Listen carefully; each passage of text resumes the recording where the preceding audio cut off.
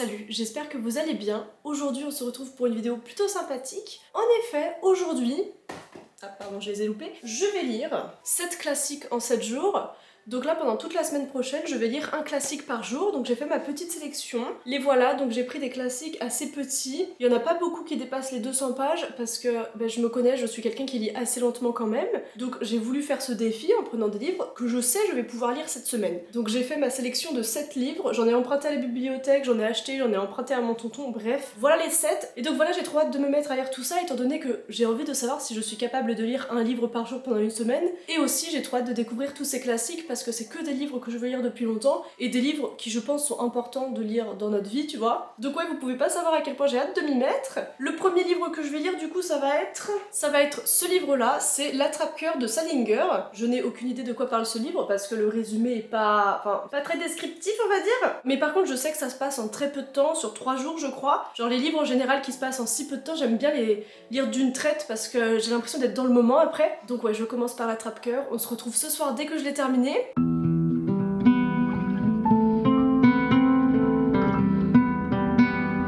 Je viens de terminer L'Attrape-Cœur de Salinger.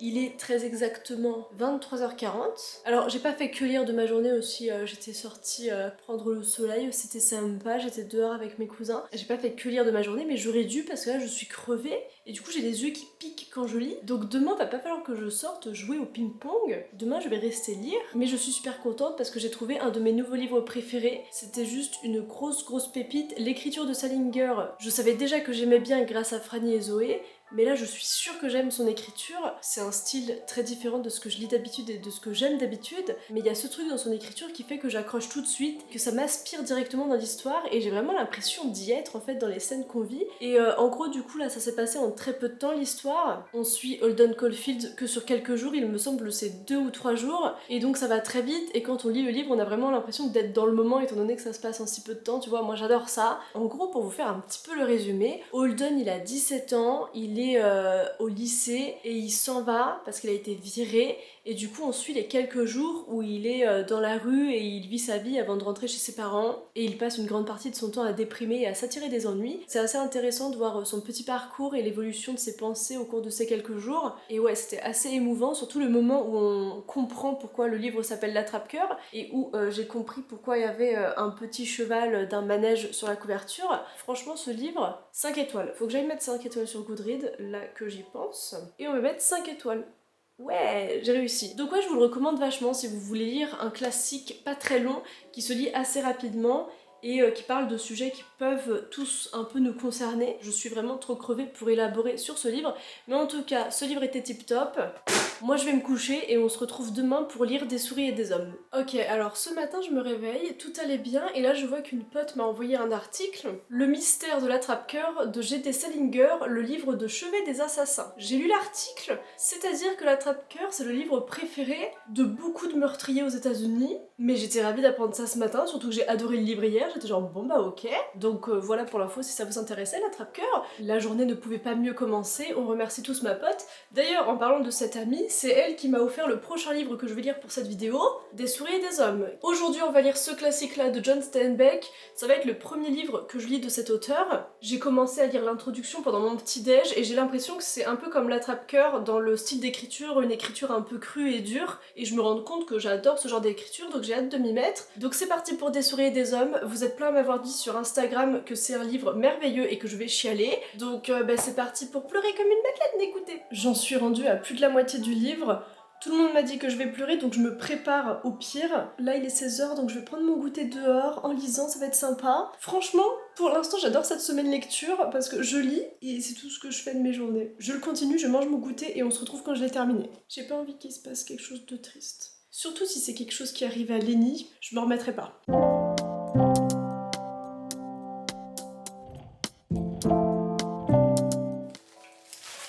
J'ai terminé de lire Des souris et des hommes il y a 30 minutes, depuis je regarde dans le vide et je me sens vachement vide.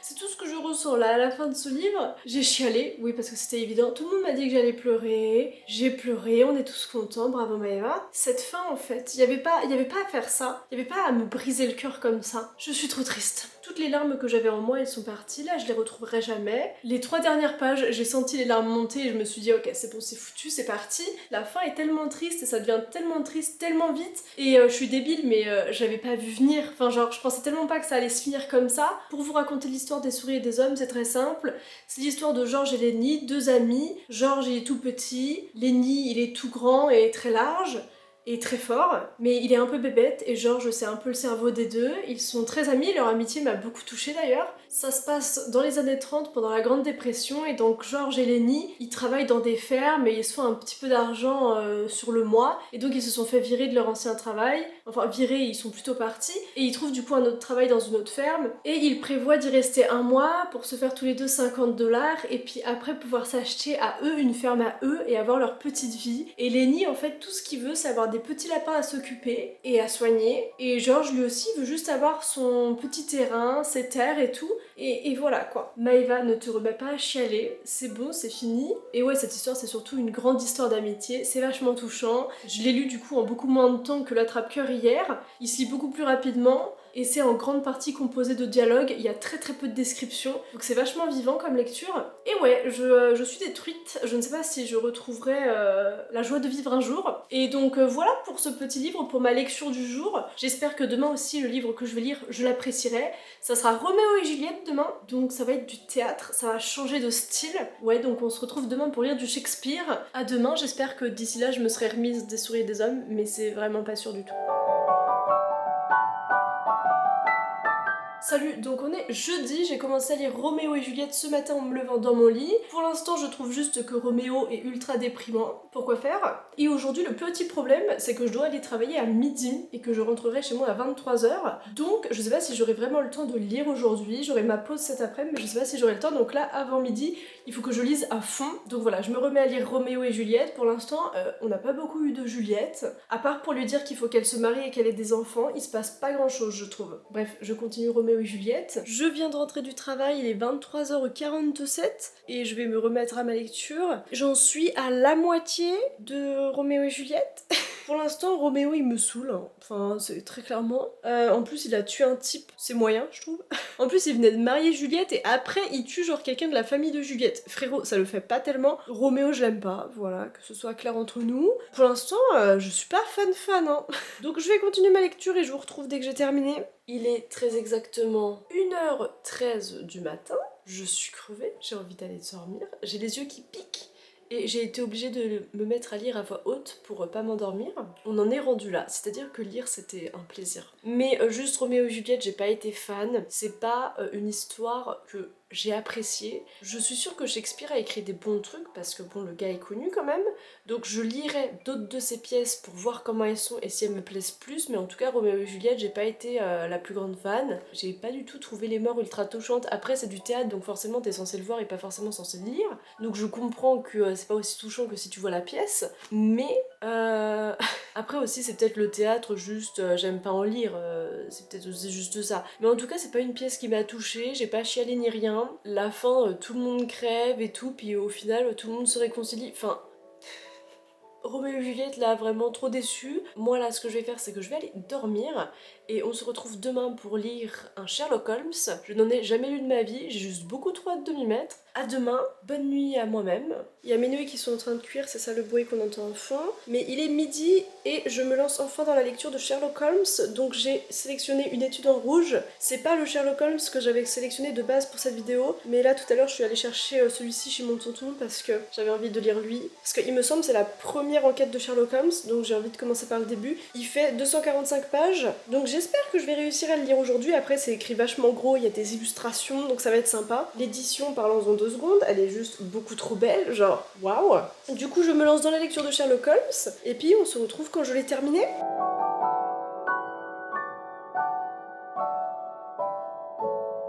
Alors Sherlock Holmes, je viens de le terminer, j'étais dehors, c'était trop bien. Juste, je m'attendais pas à autant aimer Sherlock Holmes. Genre vraiment, je sais du coup que je vais emprunter les autres et que je vais lire les autres parce que j'ai trop apprécié la lecture de ce livre. C'était génial. Même pas j'essayais de deviner les mystères et tout, non, je me laissais porter par l'histoire. J'essayais pas de deviner les trucs, j'étais genre Sherlock, fais ton travail, moi je lis ce qui se passe. J'ai rien vu venir, après en même temps on pouvait pas trop deviner qui était le meurtrier, enfin le lecteur pouvait pas deviner. Je sais pas si le lecteur pouvait deviner qui était le meurtrier, mais en tout cas moi je l'ai pas deviné et je pense pas que c'est possible. J'ai tellement aimé. Après la deuxième partie j'ai moins apprécié parce que tout le début de cette partie on n'a pas Sherlock Holmes. Ça raconte le passé du meurtrier. Du coup il était pas là mon Sherlock alors que je commençais à vachement apprécier ce personnage et Watson aussi. Donc j'étais assez déçue et la lecture a été plus lente au début de cette deuxième partie mais après ils sont revenus et c'était chouette. Donc ouais le personnage de Sherlock j'ai apprécié mais j'ai quand même préféré Watson. Je le trouve plus fun et même il est un peu comme moi, il découvre les trucs et il est juste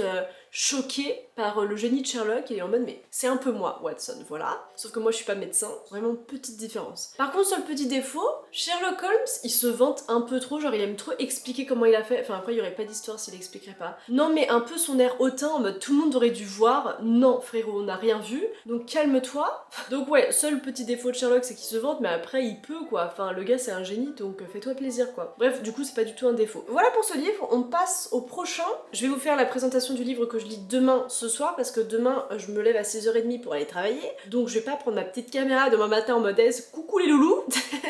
Non, demain je vais lire Lettre à un jeune poète de Rainer Maria Rilke et donc je m'y mettrai demain pendant mes pauses et après demain soir en revenant du travail. Donc voilà pour le livre que je lis demain. Bisous, à demain. Je vous dis bisous comme si vous étiez ma mère quoi. Bisous maman si tu passes par là du coup. Salut, alors il est 22h, je suis rentrée du travail à 18h et après je suis allée manger des pizzas chez ma tata et on a joué à des jeux de société. Voilà, alors que j'ai lu 3 pages de mon livre aujourd'hui. Voilà, donc j'ai tout ça à terminer ce soir. Mais hier soir j'ai eu une araignée grosse comme ma main en face de moi quand je suis sortie de mes toilettes. Donc j'ai pas envie que ça re-arrive cette nuit. Donc j'ai du scotch et je vais scotcher l'endroit d'où je pense l'araignée vient. Voilà, donc Maëva bricolage et aussi il y a un orage du diable. C'est-à-dire que là à tout moment le toit me tombe sur la tête. Donc fun mon samedi soir.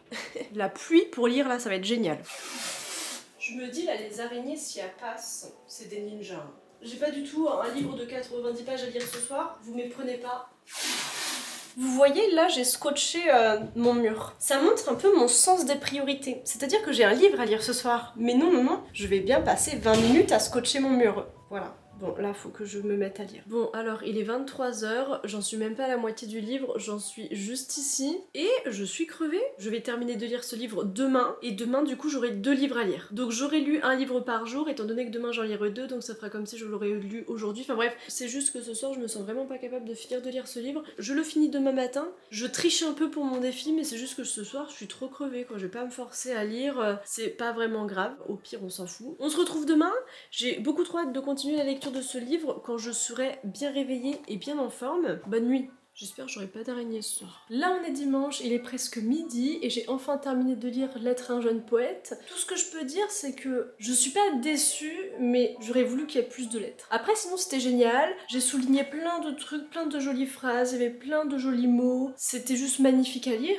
mais je veux en savoir plus, je veux plus de conseils pour les jeunes poètes, je veux lire plus de ça en fait. Donc je suis déçue parce qu'il n'y en a pas assez mais sinon c'était une très belle lecture, je le recommande vraiment, même pour toutes les personnes qui arrivent à l'âge adulte, c'est assez intéressant. Pour toutes les personnes qui ont envie d'écrire, je pense que vous devriez lire ce livre. Ça c'est lu.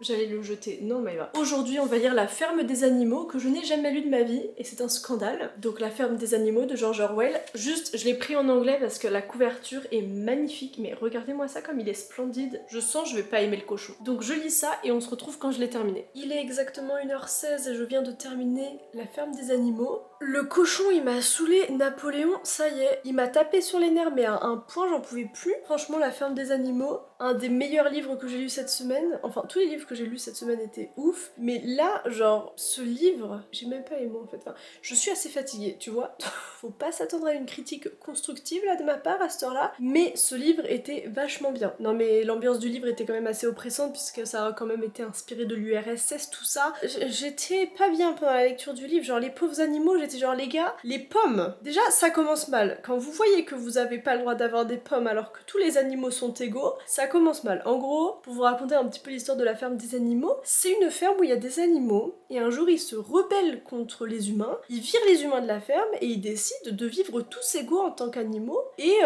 de s'occuper de la ferme tout seul quoi. Pendant un peu de temps ça marche bien, c'est les cochons qui sont les plus intelligents donc ils gèrent un peu le truc, sauf qu'à un moment donné ils se mettent un peu trop à gérer le truc et ça se transforme en dictature, donc c'est une révolution qui tourne mal et les animaux en fait ils se souviennent même plus comment c'était avant la révolte, du coup ils subissent ça dans le silence, enfin bref, c'était horrible et...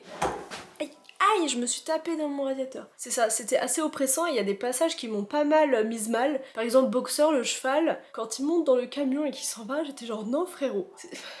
Il y a plein de moments où j'étais mal, mais là aujourd'hui de toute manière, j'allais pas pleurer ce soir, étant donné que je suis allée voir les Gardiens de la Galaxie tout à l'heure, voilà, au cinéma. Toutes mes larmes avaient coulé cet après-midi, donc là ce soir quand je lisais La ferme des animaux, tous les animaux auraient pu crever que j'aurais pas chialé, tu vois. Il y avait plus de larmes à pleurer en fait. Ouais, du coup cet après-midi j'étais allée au cinéma et ce soir j'avais mangé des crêpes chez ma maman, c'est pour ça que je termine de lire si tard un livre qui fait si peu de pages, voilà. Mais en tout cas, demain on va lire quoi déjà? Je sais plus, on se retrouve demain. À demain. On est lundi et c'est parti pour lire le dernier livre de cette vidéo qui est Fahrenheit 451 de Ray Bradbury. Voilà, je cache là parce qu'il y a le nom de ma ville avec la bibliothèque. Voilà, c'est pour ça que je tiens le livre d'une manière assez originale. Bref, voilà le livre que je vais lire aujourd'hui. La couverture est moche, hein, je sais pas qui... Je commence à lire ce livre que je veux lire depuis littéralement des années et on se retrouve quand j'ai terminé. On est le lundi 8 mai, il est 19h43 et j'ai terminé mon défi de lire un livre par jour pendant une semaine. Donc techniquement j'ai lu 7 livres en 7 jours parce que j'ai un peu triché ce week-end vu que j'ai pas lu le livre qu'en une journée pour l'être un jeune poète. Mais j'ai lu 7 livres en 7 jours, c'est tout ce que je voulais faire. Mais avant de conclure cette vidéo et que je vous dise ce que j'ai pensé du fait de lire autant en une semaine, je vais vous parler de Fahrenheit 451. Donc ce livre, déjà 5 étoiles sur Goodreads. En gros, pour vous raconter un petit peu l'histoire, on suit Montag qui est pompier mais dans un futur où les pompiers ils mettent le feu, genre ils éteignent pas le feu. Leur but aux pompiers dans ce futur là c'est de mettre le feu aux maisons où on sait qu'il y a des livres dedans parce que c'est une société où lire est interdit et où avoir des livres chez soi c'est interdit et c'est assez intéressant de découvrir au fil du livre pourquoi c'est interdit et du coup on suit ce pompier Montag qui commence à se remettre pas mal en question et qui commence à voler des livres. Et donc on suit son petit parcours en quelques jours, il rencontre une jeune fille qui lui change la vie littéralement et on le suit dans sa réflexion et au moment où il se rend compte qu'il faut que le monde change, bref c'est ultra intéressant. C'était assez oppressant aussi, c'est un peu comme La ferme des animaux, de voir un monde, un univers comme ça m'a mis mal, je me suis dit ah les livres, et aussi ça parlait quand même beaucoup de l'amour des livres, de la beauté des livres, et ça m'a un peu brisé le cœur tous ces moments où on a la belle description des livres qui sont brûlés, ça en devient magnifique mais en même temps c'est horrible, et ouais l'écriture est très très poétique, ça a été juste très très beau à lire, genre vraiment c'est une écriture, lisez ce livre pour l'écriture, et donc ouais ce livre je suis pas du tout déçue, c'est un 5 étoiles, c'est vraiment un classique que je vous recommande de lire, il est pas très loin en plus, il fait même pas 250 pages, donc lisez-le, et voilà pour le dernier livre que j'ai lu de cette vidéo, franchement j'ai lu que des pépites, hein. Non j'ai pas lu que des pépites, je viens de me rappeler que j'ai lu Roméo et Juliette, genre Roméo il m'a saoulé, ça y est, donc là ce que je peux vous dire en vrai c'est que je suis trop contente d'avoir tourné cette vidéo et d'avoir lu un livre par jour pendant une semaine, enfin 7 livres en 7 jours, c'était trop cool de plonger dans une nouvelle histoire chaque jour de la semaine et de découvrir de nouveaux personnages et tout, mais après il y a quand même un défaut à ça, je recommande pas de lire des livres en une journée, parce qu'en une journée t'as pas le temps de t'attacher à l'histoire, pas le temps de t'attacher aux personnages, donc Des souris et des hommes je pense que j'aurais beaucoup plus pleuré si j'avais lu le livre en plusieurs jours, tu vois. Et ouais c'est ça, et je me souviens même plus des prénoms des personnages